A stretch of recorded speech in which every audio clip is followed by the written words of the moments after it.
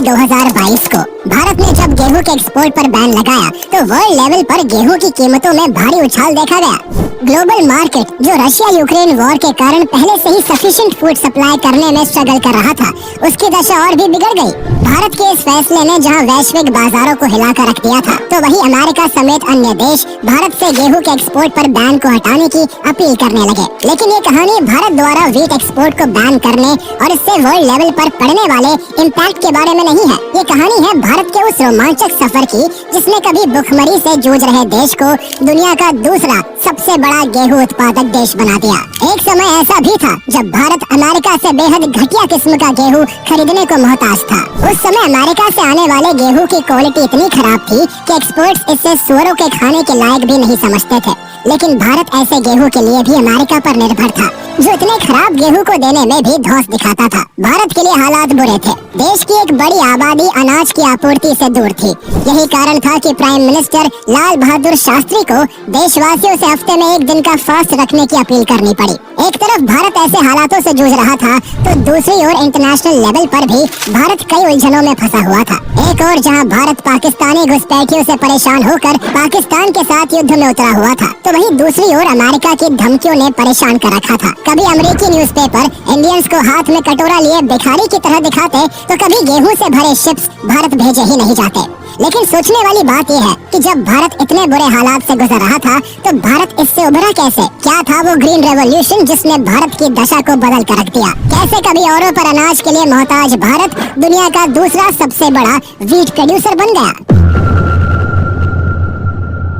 भारत पर अपने 200 सालों के राज में अंग्रेजों ने भारत को जी भर कर लूटा। कभी सोने की चिड़िया कहा जाने वाला भारत इतनी बुरी दशा में पहुंच गया कि एक बड़ी आबादी को 2 वक्त की रोटी तक नसीब नहीं थी। चारों तरफ भुखमरी का आलम था। सबसे बुरा हाल बंगाल में देखा गया, जहां 1943 से 1944 के बीच भुखमरी ने अपने पांव ऐसे पसारे कि 30 लाख से ज्यादा लोगों ने भूख से तड़प कर अपनी जिंदगी गंवा दी। साल 1947 में अंग्रेज तो भारत को छोड़कर चले गए, लेकिन जाते जाते वो ऐसे बुरे हालात छोड़ गए जहां से संभलना भारत के लिए बेहद मुश्किल था। अंग्रेजों ने भारत में एग्रीकल्चर सेक्टर को इस हाल में पहुंचा दिया था कि आजादी के समय देश के पास खाने के लिए सफिशिएंट अनाज तक नहीं था। ये स्थिति तब थी जब भारत के 70% से भी ज्यादा लोग अपना घर चलाने के लिए एग्रीकल्चर पर डिपेंडेंट थे। भारत का पूरा एग्रीकल्चर सेक्टर मानसून पर निर्भर करता था, और ऐसे में गवर्नमेंट के पास भी एग्रीकल्चर प्रोडक्शन बढ़ाने के लिए कोई ऐसा प्लान नहीं था जिससे अगले कुछ सालों में अनाज की कमी को पूरा किया जा सके। 1950 से 1951 के बीच भारत में केवल 5 करोड़ टन फूड ग्रेन्स का प्रोडक्शन हुआ, जो देश की 35 करोड़ की आबादी का पेट भरने के लिए सफिशिएंट नहीं था। प्राइम मिनिस्टर जवाहरलाल नेहरू भी स्थिति को समझते थे। उनका मानना था कि भूखे लोग एक महान देश का निर्माण नहीं कर सकते। इसलिए जब भारत में फर्स्ट 5 ईयर प्लान को लॉन्च किया गया, तो उसमें एग्रीकल्चर पर सबसे ज्यादा जोर दिया गया था। अंग्रेजों ने भारत को इस कदर लूटा था कि आजादी के समय इस सेक्टर का डेवलपमेंट रेट 0% पर आकर अटक गया था। भारत में उस समय इरिगेशन के रिसोर्सेज इतने कम थे कि केवल 10% एग्रीकल्चरल लैंड की ही इरिगेशन की जा सकती थी। इस परेशानी को दूर करने के लिए गवर्नमेंट ने कई डैम बनाकर किसानों को फर्टिलाइजर पर सब्सिडी देना शुरू किया। गवर्नमेंट के इस प्रयास का जल्दी ही फूड ग्रेन के प्रोडक्शन पर असर दिखा, और ग्रोथ रेट जो 0% पर आकर अटकी हुई थी, वो बढ़कर 3% हो गई। लेकिन स्थिति अब भी ऐसी नहीं थी कि देश की पूरी आबादी का पेट भरा जा सके। उस समय भारत हर सेक्टर में पिछड़ा हुआ था।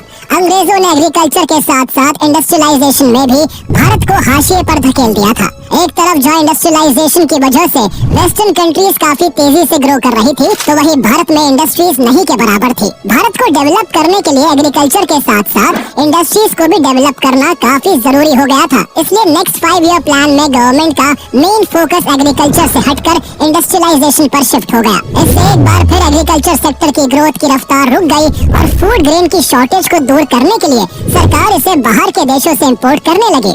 साल दर साल बीतते गए। इस बीच भारत ने धीरे धीरे ही सही अपनी सभी समस्याओं पर काम करना शुरू कर दिया था। लेकिन 1962 के इंडो चाइना वॉर ने भारत को भारी मुश्किल में डाल दिया। लगभग 1 महीने तक चले इस वॉर के परिणाम भारत के पक्ष में नहीं रहे। ऊपर से इस युद्ध में हुए खर्चों ने भारत को कई साल पीछे धकेल दिया। हालात बद से बदतर तब हो गए जब 2 साल बाद देश में भयंकर अकाल पड़ा, जिसने देश में भुखमरी की समस्या को इस कदर बढ़ा दिया कि 1/3 जनता को 2 वक्त का खाना जुटा पाना भी मुश्किल हो गया था। ऐसे ऐसे बुरे हालातों के बीच 27 मई 1964 को प्राइम मिनिस्टर पंडित नेहरू की मौत हो गई। जवाहरलाल नेहरू की मौत के बाद लाल बहादुर शास्त्री देश के अगले प्रधानमंत्री बनते हैं। उन्होंने देश की जिम्मेदारियां संभाली ही थी कि अगले ही साल 1965 में पाकिस्तान ने भारत पर आक्रमण कर दिया। शास्त्री जी समझ नहीं पा रहे थे कि पहले वो भूखमरी की समस्या को सॉल्व करें या फिर सीमाओं के अंदर घुस आए पाकिस्तानी घुसपैठियों को उन्हीं की भाषा में जवाब दे। ऐसी स्थिति में शास्त्री जी ने पहले पाकिस्तानी घुसपैठियों को देश से बाहर निकालने का निर्णय लिया। उनके मजबूत इरादे और चट्टान जैसे साहस के सामने पाकिस्तान ने जल्द ही अपने घुटने टेक दिए। इस वॉर में भारत ने पाकिस्तान के 170 टैंक ध्वस्त कर दिए, जिसमें 97 अमेरिकी पैटर्न टैंक भी शामिल थे। उस समय अमेरिकन पैटर्न टैंक अनडिफीटेबल माने जाते थे, लेकिन भारत ने इन्हें बुरी तरह से तहस नहस कर दिया था। अपने टैंकों का ये हश्र देखकर अमेरिका बौखला गया। ये वही दौर था जब भारत मजबूरी में अमेरिका की PL-480 स्कीम के तहत उसके द्वारा एक्सपोर्ट किए जा रहे लाल गेहूं को खाने के लिए मजबूर था। इसी कारण अमेरिका भारत के साथ मनमानी भी किया करता था। युद्ध के बीच ही अमेरिकन प्रेसिडेंट लिंडन जॉनसन ने शास्त्री जी को धमकी देते हुए कहा कि अगर भारत ने युद्ध नहीं रोका तो अमेरिका भारत को गेहूं भेजना बंद कर देगा। शास्त्री जी ने इस धमकी का सीधा जवाब देते हुए कहा कि अमेरिका चाहे गेहूं देना बंद कर दे, लेकिन भारत हर हमले का मुंह तोड़ जवाब देता रहेगा। भारत भले ही पाकिस्तान से इस युद्ध में जीत गया था, लेकिन इस वॉर के कारण भारत को कुछ नुकसान भी झेलना पड़ा। इस युद्ध के चलते देश महीनों तक बंद की स्थिति में रहा। 3 सालों के भीतर ही 2 वॉर्स में शामिल होने से डेवलपमेंट के कामों में खलल पड़ा हुआ था। फूड ग्रेन की कमी जस की तस बनी हुई थी और अमेरिका भी गेहूं देने में आनाकानी कर भारत को दबाने की कोशिश करता रहा।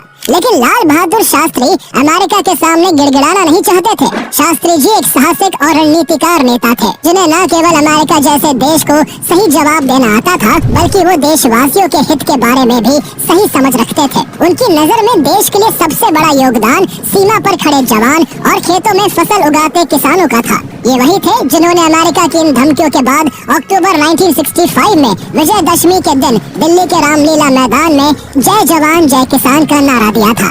जहां उन्होंने इस नारे से किसानों का हौसला बढ़ाते हुए उन्हें और मेहनत करने के लिए मोटिवेट किया, तो वहीं उन्होंने लोगों से हफ्ते में 1 दिन फास्ट रखने की अपील करते हुए कहा कि पेट पर रस्सी बांधो, साग सब्जी ज्यादा खाओ, लेकिन देश को किसी के आगे झुकने मत दो। फार्मर्स और एग्रीकल्चरल साइंटिस्ट के कलेक्टिव कंट्रीब्यूशन से 1 दशक बाद ही भारत अनाज को लेकर सेल्फ सफिशिएंट हो गया और हर वक्त धौंस जमाने वाले अमेरिका से वीट लेना हमेशा के लिए बंद कर दिया। लेकिन भारत सेल्फ डिपेंडेंट कैसे बना? ये जानने से पहले हमें ये जानना होगा कि आखिर क्या थी वो अमेरिका की PL-480 स्कीम, जिसके तहत गेहूं भारत में इंपोर्ट होता था और जिसके बलबूते अमेरिका भारत को आंख दिखाता था। 1954 में American president Dwight D Eisenhower ने फूड डेफिसिट और हंगर का सामना कर रहे दुनिया के कई देशों के लिए पब्लिक लॉ 480 प्रोग्राम लॉन्च किया था, जिसे PL-480 के नाम से जाना जाता है। इस प्रोग्राम के तहत अमेरिका ने अपने यहाँ के एक्स्ट्रा फूड प्रोडक्ट्स को कम प्राइस में जरूरतमंद देशों में भेजना शुरू किया, जिसमें भारत भी शामिल था।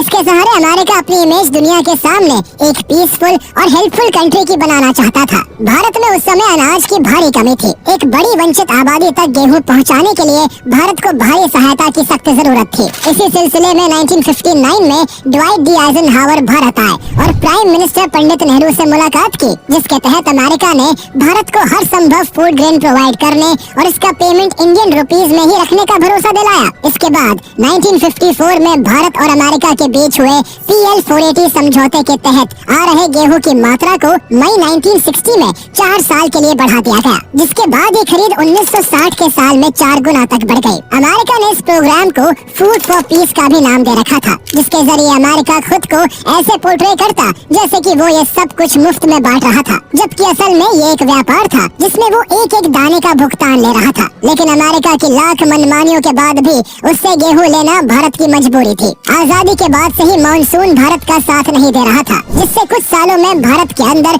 वीट प्रोडक्शन में भारी गिरावट आ गई थी।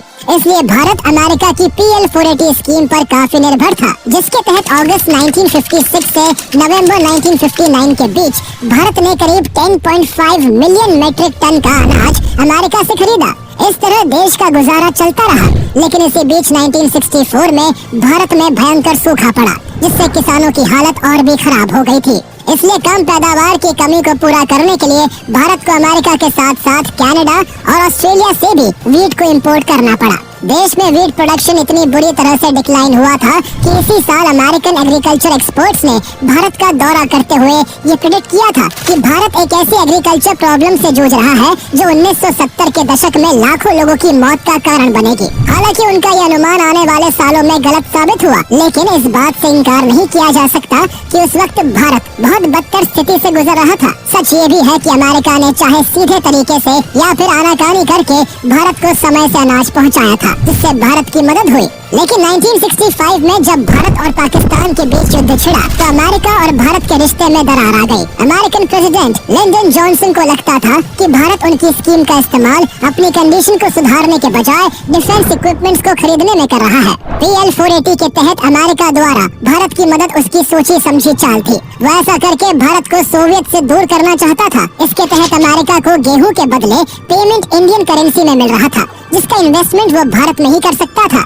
इसलिए अमेरिका ने इस डील से पहले एक कंडीशन भी रखी थी कि भारत को पेस्टिसाइड्स एंड फर्टिलाइजर्स उससे ही खरीदने होंगे। इस तरह अमेरिका को दोनों तरफ से फायदा हो रहा था। वहीं अमेरिका द्वारा भेजे जा रहे गेहूं की क्वालिटी इतनी खराब थी कि कुछ एक्सपर्ट्स के हिसाब से ये केवल सुअरों को खिलाने के लायक था। इतनी खराब क्वालिटी के गेहूं भारत द्वारा खरीदे जाने से एक्सपर्ट्स के साथ साथ पब्लिक भी गवर्नमेंट को क्रिटिसाइज कर रही थी। गवर्नमेंट में ही शामिल कुछ लोगों का मानना था कि इतने पैसे खर्च करने के बजाय भारत को खुद ही इसके प्रोडक्शन को बढ़ाने पर जोर देना चाहिए। प्रधानमंत्री लाल बहादुर शास्त्री ने इस बारे में स्ट्रॉन्ग एक्शन तब लिया जब 1965 के युद्ध के दौरान अमेरिका ने भारत को धमकाना शुरू किया। इस धमकी को शास्त्री जी ने सीरियसली लेते हुए एग्रीकल्चर बजट को बढ़ा दिया। इसके बाद food and agriculture minister Chidambaram Subramaniam ने कैबिनेट के सामने 2 पॉइंट फॉर्मूला का प्रस्ताव रखा। पहले पॉइंट में उन्होंने किसानों को प्राइस इंसेंटिव्स देने की बात की, तो वही दूसरे पॉइंट में उन्होंने साइंटिफिक फार्मिंग पर जोर देने को कहा। उनके इस फैसले का खूब विरोध भी हुआ था, लेकिन पॉलिटिकल प्रेशर के बावजूद वो अपने फैसले पर डटे रहे और शास्त्री जी का विश्वास जीतने में कामयाब रहे। इसके बाद सी सुब्रमण्यम ने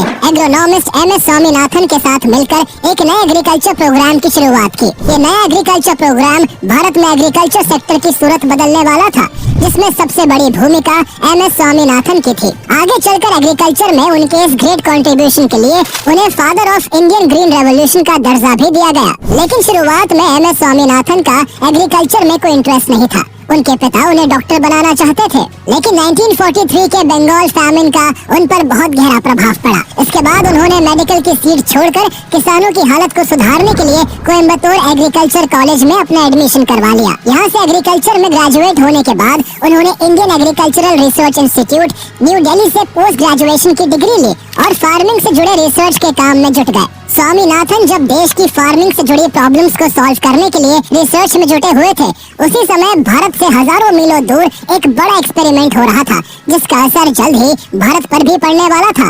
इस एक्सपेरिमेंट के कर्ता धर्ता American agricultural scientist Norman Borlaug थे, जो अपनी रिसर्च से फार्मिंग में प्रोडक्शन बढ़ाकर पूरी दुनिया से भूखमरी मिटाना चाहते थे। यूनिवर्सिटी ऑफ मिनेसोटा से प्लांट पैथोलॉजी और जेनेटिक्स में PhD पूरी करने के बाद नॉर्मन बोरलॉग मेक्सिको चले गए। यहाँ उन्होंने गेहूं के हाइब्रिड सीड्स जैसे पिटिक 62 और पेंजामो 62 तैयार किए, जिनमें बीमारियां भी कम लगती थी और वो ट्रेडिशनल सीड्स के मुकाबले कई गुना ज्यादा पैदावार भी देते थे। 1963 में उन्होंने मेक्सिको में इन हाइब्रिड सीड्स को जगह जगह लगवाया था। इन बीजों का जल्द ही रिजल्ट देखने को मिला और उसी साल मेक्सिको में वीट का प्रोडक्शन पहले के कंपैरिजन में 6 टाइम्स तक बढ़ गया। ये एग्रीकल्चर सेक्टर में एक बड़ी क्रांति थी, जिसे आगे चलकर ग्रीन रेवोल्यूशन का भी नाम दिया गया। दरअसल ग्रीन रेवोल्यूशन एग्रीकल्चरल प्रोडक्शन को बढ़ाने का एक न्यू मेथड है, जिसमें ट्रेडिशनल सीड की जगह हाई यील्डिंग वैरायटीज के सीड्स का इस्तेमाल किया जाता है। पौधा ग्रो करने के बाद उसे भरपूर पानी देकर फर्टिलाइजर्स और पेस्टिसाइड्स की हेल्प से प्रोडक्शन को बढ़ाया जाता है। शुरुआती दौर में इसे गेहूं पर आजमाया गया था, बाद में चावल, ज्वार, बाजरा और मक्का पर भी इसका एक्सपेरिमेंट सक्सेसफुल रहा। भारत में भी इसी ग्रीन रेवोल्यूशन के जरिए MS स्वामीनाथन ने फूड प्रोडक्शन को बढ़ाने का काम किया। जब बोरलॉग मैक्सिको में वीट के सीड्स पर एक्सपेरिमेंट कर रहे थे, तो स्वामीनाथन भी इस पर नजर रखे हुए थे। 1963 में बोरलॉग के प्रयासों से जब वहाँ गेहूं की बम्पर पैदावार हुई, तो MS स्वामीनाथन ने बोरलॉग को भारत बुलाने का मन बना लिया था। हालांकि एमएस स्वामीनाथन इससे पहले भी कई बार बॉरलॉग से इन सीड्स की मांग कर चुके थे, लेकिन बॉरलॉग खुद पहले भारत आकर यहाँ के एनवायरनमेंट और सॉइल को परखना चाहते थे। मार्च 1963 में बॉरलॉग भारत आते हैं और उत्तर भारत के कई राज्यों का दौरा कर नए किस्म के गेहूं का परीक्षण करते हैं। उन्होंने अपनी रिसर्च के बाद अनुमान लगाया कि ये नया वीट भारत में भी 4 से 5 टन पर हेक्टेयर पैदावार दे सकता है, जबकि भारत का ट्रेडिशनल सीड केवल 2 से 3 टन पर हेक्टेयर ही पैदावार देता था। उस समय C Subramaniam food and agriculture minister थे, जिन्होंने स्वामीनाथन के उन सभी एफर्ट्स को फुल्ली सपोर्ट किया जिनसे ज्यादा प्रोडक्शन वाली सभी फसलों का भारत में विस्तार हो सकता था। किसान रिस्क लेने के लिए तैयार नहीं थे, इसलिए उन्होंने दिल्ली में अपने घर के आगे गेहूं की खेती कर साबित किया कि न्यू सीड्स इंडियन एग्रीकल्चर में रेवोल्यूशन ला सकते हैं। सुब्रमण्यम को प्राइम मिनिस्टर शास्त्री जी का भी पूरा सपोर्ट मिला। उन्होंने स्वामीनाथन और सुब्रमण्यम द्वारा मेक्सिको से गेहूं के नए बीज मंगवाने के प्रपोजल को भी मान लिया। मेक्सिको से गेहूं के सोनोरा 63, सोनोरा 64, मेयो 64 और लर्मा रोजो 64 के 18,000 टन से ज्यादा सीड्स इंपोर्ट किए गए। इसके बाद इन्हें फार्मर्स के बीच फ्री ऑफ कॉस्ट बांटा गया। इन सीड्स को ज्यादातर हरियाणा, पंजाब और वेस्ट उत्तर प्रदेश के फार्मर्स को दिया गया, क्योंकि उस समय यहाँ इरिगेशन के रिसोर्सेज अन्य राज्यों से बेहतर थे। इसके अलावा गवर्नमेंट ने फर्टिलाइजर और पेस्टिसाइड्स पर सब्सिडी भी देना शुरू कर दिया, ताकि किसानों को गेहूं की खेती का इंसेंटिव्स मिल सके। गवर्नमेंट की डेवलपमेंट पॉलिसी से देश तरक्की की पटरी पर पहुंचने की ख्वाहिश में आगे बढ़ ही रहा था कि 11 जनवरी 1966 के दिन ताशकंद में शास्त्री जी की मौत हो गई। उनकी मौत की खबर से पूरा देश सन्न रह गया। लोगों को डर था कि देश में शुरू हुए इस रेवोल्यूशन पर अब कहीं ब्रेक ना लग जाए, लेकिन शास्त्री जी के बाद इंदिरा गांधी प्राइम मिनिस्टर बनी और उन्होंने भी इस प्रोग्राम को अपना सपोर्ट देना जारी रखा। हालांकि इंदिरा गांधी के पीएम बनते ही अमेरिका के साथ भारत के रिश्तों ने एक नया मोड़ लेना शुरू कर दिया था। प्राइम मिनिस्टर बनने के बाद जब वो 1966 में अमेरिका गई, तब अमेरिकन प्रेसिडेंट लिंडन जॉनसन उनसे बेहद प्रभावित हुए थे। उन्होंने भारत को मदद करने का भरोसा दिया था। उसी टूर के दौरान इंदिरा गांधी के वेलकम के लिए व्हाइट हाउस में एक पार्टी रखवाई गई थी। इस पार्टी में जॉनसन इंदिरा गांधी के साथ डांस करना चाहते थे, लेकिन इंदिरा गांधी ने ऐसा करने से साफ मना कर दिया था, जिससे जॉनसन बेहद नाराज हो गए थे। ये वही वक्त था जब वियतनाम वॉर चल रहा था। जॉनसन चाहते थे कि इस मसले में भारत अमेरिका का सपोर्ट करे, लेकिन भारत लौटने के बाद इंदिरा गांधी ने इसका उल्टा करते हुए अमेरिका का ही विरोध किया। इससे जॉनसन इंदिरा गांधी से चिढ़ गए और भारत को PL 480 के तहत मिलने वाले गेहूं में देरी की जाने लगी। कई बार सब कुछ तैयार होने के बाद भी गेहूं से भरे शिप्स को लास्ट मोमेंट तक भारत नहीं भेजा जाता। उसकी अनाज देने में शर्तें और आनाकानी बढ़ती ही जा रही थी। ये सब जॉनसन का किया धरा था और इंदिरा गांधी भी जॉनसन के पैतरों को अच्छी तरह से समझती थी, लेकिन वो चाहकर भी कुछ कर पाने में असमर्थ थी। इसलिए वो चुपचाप भारत में अच्छी पैदावार होने का बेसब्री से इंतजार करने लगे। भारत में ग्रीन रेवोल्यूशन का सक्सेसफुल एक्सपेरिमेंट किया जा चुका था, जिसके चलते फूड प्रोडक्शन को बढ़ाने के लिए नए किस्म के सीड्स को ज्यादा से ज्यादा बोया जाना जरूरी था। इसलिए किसानों में इन बीजों की खेती के प्रति इंटरेस्ट बढ़ाने के लिए गवर्नमेंट ने गेहूं का मिनिमम सपोर्ट प्राइस MSP तय किया। किसानों को भरोसा दिलाया गया कि अगर उनकी फसल बर्बाद भी होती है तो गवर्नमेंट द्वारा उनके लॉस की भरपाई की जाएगी। सरकार के इस फैसले से किसानों के बीच एक अच्छा मैसेज गया और उनका गवर्नमेंट के ऊपर भरोसा बढ़ने लगा। कुछ वक्त बाद सभी को चौंकाते हुए केवल 4 साल में ही वीट प्रोडक्शन 1.2 करोड़ टन से बढ़कर 1.7 करोड़ टन हो गया। यहाँ से भारत के एग्रीकल्चर सेक्टर में रेवोल्यूशन आना शुरू हो गया था। चारों तरफ फसलें लहराने लगी और गेहूं का खूब प्रोडक्शन होने लगा। अगले 2 सालों में ही गेहूं का प्रोडक्शन 2 गुना हो गया। इसके बाद भारत में ग्रीन रेवोल्यूशन को और एक्सपैंड किया गया, जिसके चलते भारत का फूड प्रोडक्शन बढ़ता ही चला गया। जहाँ एग्रीकल्चर सेक्टर ग्रो कर रहा था, तो वही सरकार ने बफर स्टॉक बनाकर फूड ग्रेन्स को प्रोटेक्ट करना शुरू कर दिया, ताकि खराब मॉनसून के कारण फसलें ठीक से ना हो पाने पर देश फूड प्रोडक्शन की कमी से ना जूझे और बाहरी मदद पर निर्भर ना रहना पड़े। कंसिस्टेंट अवेलेबिलिटी के अलावा बफर स्टॉक का पर्पस प्राइसेस को स्टेबल रखते हुए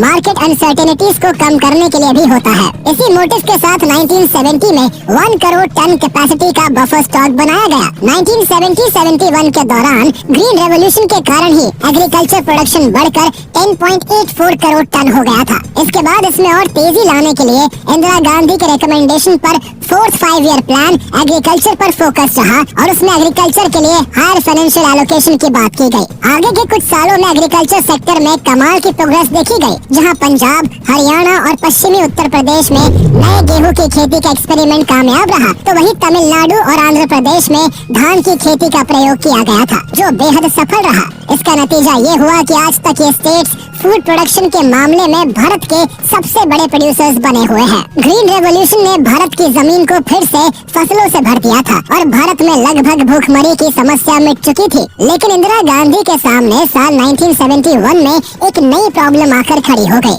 जब वेस्ट पाकिस्तान के अत्याचारों से परेशान होकर ईस्ट पाकिस्तान के लोग भारी मात्रा में भारत माइग्रेट करने लगे। भारत अभी अभी भूखमरी की समस्या से उभरा था। ऐसे में पाकिस्तान से लाखों की तादाद में आ रहे रेफ्यूजीज को भारत में बसा पाना पॉसिबल नहीं था। इंदिरा गांधी समझ नहीं पा रही थी कि इस पर वो किस तरह रिएक्ट करे। 1971 में उन्होंने अमेरिका जाकर ईस्ट पाकिस्तान के मुद्दों पर अमेरिकन प्रेसिडेंट रिचर्ड निक्सन से बात की, लेकिन उस समय रिचर्ड निक्सन ने उनकी बातों को सीरियसली नहीं लिया। इसके बाद इसी साल 1971 में भारत और पाकिस्तान के बीच ईस्ट पाकिस्तान को लेकर युद्ध हुआ, तो अमेरिका साफ तौर पर भारत के खिलाफ था। रिचर्ड निक्सन ने पहले तो भारत को युद्ध न करने की धमकी दी, लेकिन जब भारत नहीं माना तो अमेरिका ने अपने समुद्री बेड़े 7th फ्लीट भारत की तरफ मोड़ दिए। हालांकि अमेरिका के ये डराने धमकाने वाले हथकंडे किसी काम न आ सके। भारत ने 1971 के युद्ध में न केवल पाकिस्तान को भारी शिकस्त दी, बल्कि ईस्ट पाकिस्तान को बांग्लादेश के रूप में इंडिपेंडेंट देश भी बना दिया।